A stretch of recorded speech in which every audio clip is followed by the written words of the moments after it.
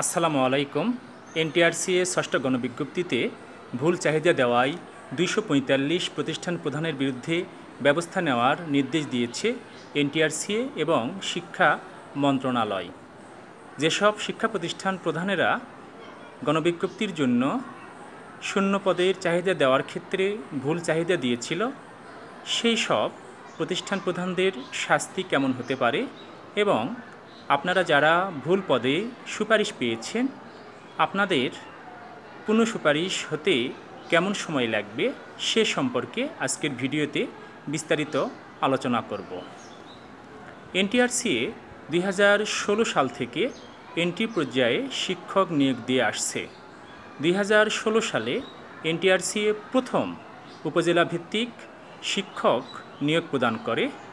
সেই সার্কুলারে ভুল তেমন ছিল না, আর ভুল থাকলেও সেই সময় সুপারিশকৃত প্রার্থীরা এনটিআরসি বরাবর দৌড়ঝাঁপ করেনি তাদের ভুল সংশোধনের জন্য। পরবর্তীতে এনটিআরসিএ 2018 সালে এনটিআরসিএ দ্বিতীয় নিয়োগ সার্কুলার প্রকাশ করে। দ্বিতীয় নিয়োগ সার্কুলারে সবচেয়ে বেশি ভুল পদে সুপারিশ প্রাপ্ত হয় শিক্ষকরা। সেই সময় চাহিদা দেওয়া যেত এমপিও পদে এবং নন এমপিও পদে। এই কারণে অনেক শিক্ষা প্রতিষ্ঠান ভুল পদে চাহিদা প্রদান করত। সেই সময় প্রায় 1284 জন প্রার্থী ভুল পদে সুপারিশ পেয়েছিল, অর্থাৎ এনটিআরসিএ দ্বিতীয় নিয়োগ চক্রে 1284 জন প্রার্থী ভুল পদে নিয়োগ সুপারিশ পেয়েছিল। ভুল পদে সুপারিশকৃত প্রার্থীরা এনটিআরসি বরাবর অভিযোগ দিয়েছিল এবং সচিবালয় পর্যন্ত তারা দৌড়ঝাঁপ করেছিল এবং তারা আবার পুনঃসুপারিশ পেয়েছিল। এই এনটিআরসিএ নিয়োগ সুপারিশে যারা ভুল পদে সুপারিশ পেয়েছে তাদের পুনঃসুপারিশ প্রথম চালু হয় এনটিআরসিএ দ্বিতীয় নিয়োগ চক্র থেকে।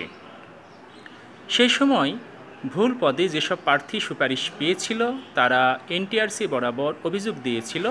পরবর্তীতে এনটিআরসিএ এবং শিক্ষা মন্ত্রণালয় তারা সেই সকল প্রতিষ্ঠান প্রধানদের 3 মাসের বেতন কর্তন করেছিল, স্থগিত করেনি, তাদের বেতন কর্তন করেছিল। পরবর্তীতে ভুল পদে চাহিদা প্রদানকৃত প্রতিষ্ঠান প্রধানরা সাধারণ ক্ষমা চেয়ে তারা ক্ষমার আওতায় এসেছিল। এবারে তাদের এমপিও কর্তন স্থগিতের কথা বলা আছে। মনে হয় এনটিআরসি এমপিও কর্তনের মতন বড় সিদ্ধান্তে আসবে না, তাদের লঘু শাস্তি দিতে পারে। আর আপনারা যারা ভুল পদে সুপারিশ পেয়েছেন দ্রুত সময়ের মধ্যে আপনারা এনটিআরসি বরাবর অভিযোগ প্রদান করুন।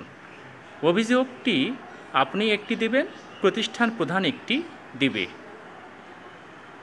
ষষ্ঠ গণবিজ্ঞপ্তির যাবতীয় প্রক্রিয়া শেষ হওয়ার পর পদ ফাঁকা থাকা সাপেক্ষে আপনাদের পরবর্তীতে আপনাদের নিজ উপজেলায় যদি পদ ফাঁকা থাকে তাহলে আপনারা সুপারিশপ্রাপ্ত হবেন।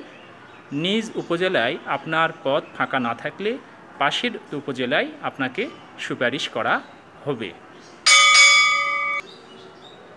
আশা করি আপনারা সকলেই বিস্তারিত ধারণা পেয়েছেন। সবার জন্য শুভকামনা।